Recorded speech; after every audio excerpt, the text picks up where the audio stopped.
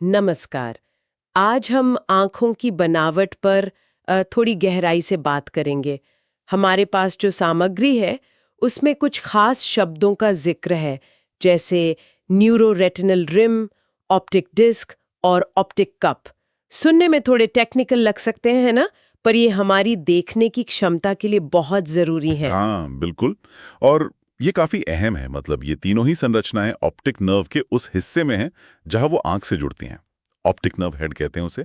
और आंखों के स्वास्थ्य को समझने में, खासकर ग्लूकोमा जैसी स्थितियों में, इनका बड़ा रोल है। अच्छा, तो सबसे पहले ऑप्टिक डिस्क को समझते हैं। स्रोतों में इसे ब्लाइंड स्पॉट यानी अंध बिंदु भी कहा गया है, शायद इसलिए कि रेटिना के इस हिस्से में वो लाइट सेंस करने वाली कोशिकाएं नहीं होती, फोटोरिसेप्टर्स। बिल्कुल, यही बात है। ऑप्टिक डिस्क वो असल में एक तरह का एग्जिट पॉइंट है, जहां रेटिना की सारी नर्व फाइबर्स, मतलब तंत्रिका रेशे, वो इकट्ठे होते हैं और फिर ऑप्टिक तंत्रिका बनकर आंख से बाहर निकलते हैं दिमाग तक जाने के लिए। इसका जो सामान्य रंग है, गुलाबी या नारंगी सा, और किनारे एकदम साफ हों, तो ये स्वस्थ आंखों की निशानी है। लेकिन अगर रंग फीका पड़ रहा हो या किनारे धुंधले हों, तो वो किसी अंदरूनी समस्या का संकेत हो सकता है। अच्छा, तो ये एक तरह का जंक्शन पॉइंट हुआ। और इसी ऑप्टिक डिस्क के सेंटर में एक और चीज का जिक्र है, ऑप्टिक कप। ये एक छोटे प्याले जैसे गड्ढे की तरह बताया गया है। हाँ, ऑप्टिक डिस्क के ठीक बीचों बीच ये एक खाली जगह या गड्ढा होता है।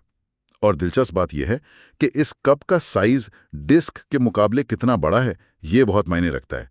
इसे कप टू डिस्क रेशो कहते हैं, सीडीआर। सोचिए, अगर डिस्क एक प्लेट है तो कप उस पर रखा एक छोटा कटोरा। अगर ये कटोरा मतलब कप बड़ा होने लगे, तो इसका मतलब है कि प्लेट का बाकी हिस्सा वो कम हो रहा है। तो अगर कप बड़ा हो रहा है, मतलब डिस्क का बाकी हिस्सा सिकुड़ रहा है। और ये चिंता की बात क्यों है?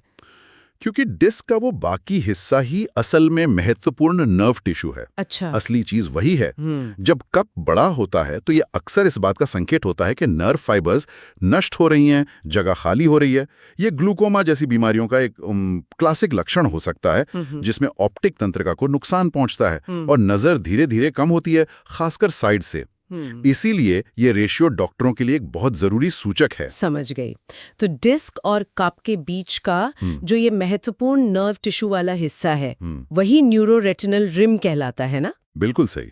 न्यूरोरेटिनल रिम वही एक्टिव हिस्सा है, जो ऑप्टिक कप के चारों ओर एक छल्ले की तरह होता है। इसमें लाखों नर्व फाइबर्स होती हैं जो रेटिना से विजुअल जानकारी दिमाग तक ले जाती हैं। इसका स्वस्थ होना, मोटा और गुलाबी दिखना अच्छी नजर के लिए बहुत जरूरी है। जब डॉक्टर आंखों की जांच करते हैं तो वो इस रिम की मोटाई, रंग, बनावट सब बहुत ध्यान से देखते हैं। हाँ। अगर ये रिम कहीं से पतला हो रहा है या उसमें कोई नॉच जैसा, मतलब कटाव सा दिख रहा है, तो वो नर्व फाइबर लॉस का सीधा सबूत हो सकता है। तो ये तीनों चीजें, ऑप्टिक डिस्क बाहरी बाउंड्री की तरह, ऑप्टिक कप बीच का खाली गड्ढा और न्यूरोरेटिनल रिम उन दोनों के बीच की असली नर्व टिश्यू की रिंग, ये मिलकर ऑप्टिक नर्व हेड की पूरी तस्वीर बनाती हैं। और इनका आपसी संतुलन ही आंखों के स्वास्थ्य का आईना है। एकदम सही कहा, बिल्कुल। इन संरचनाओं का आकार, रंग, एक दूसरे से अनुपात, ये सब मिलकर ऑप्टिक तंत्रिका की सेहत की कहानी बताते हैं।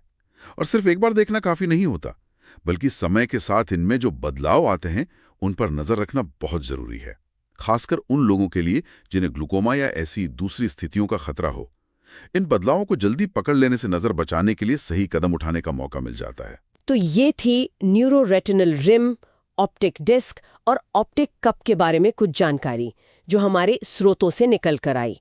कितने छोटे हिस्से हैं ये आंख के अंदर, लेकिन हमारी दुनिया देखने के लिए कितने जरूरी। सच में ये सोचना कमाल का है कि कैसे ये इतनी सूक्ष्म संरचनाएं हमारी दृष्टि का आधार हैं, और इनकी स्थिति का विश्लेषण करके डॉक्टर आंखों और यहाँ तक कि शरीर की कुछ दूसरी समस्याओं के बारे में भी कितना कुछ जान सकते हैं। ये मानव शरीर की जो जटिल इंजीनियरिंग है, उसका एक बेहतरीन नमूना है। अंतिम विचार, अगर ये जानने में और भी दिलचस्पी हो सकती है कि इन संरचनाओं में होने वाले बहुत शुरुआती, बेहद बारीक बदलावों को पकड़ने के लिए आजकल कौन सी उन्नत तकनीकें इस्तेमाल हो रही हैं। जैसे OCT है, ऑप्टिकल कोहेरेंस टोमोग्राफी, वो इन हिस्सों की 3D इमेज बनाकर मिलीमीटर के हजारवें हिस्से तक के बदलावों को भी पकड़ सकती है। शायद यही तकनीकें भविष्य में दृष्टि समस्याओं का पूर्वानुमान लगाने और उन्हें रोकने में क्रांतिकारी साबित हों।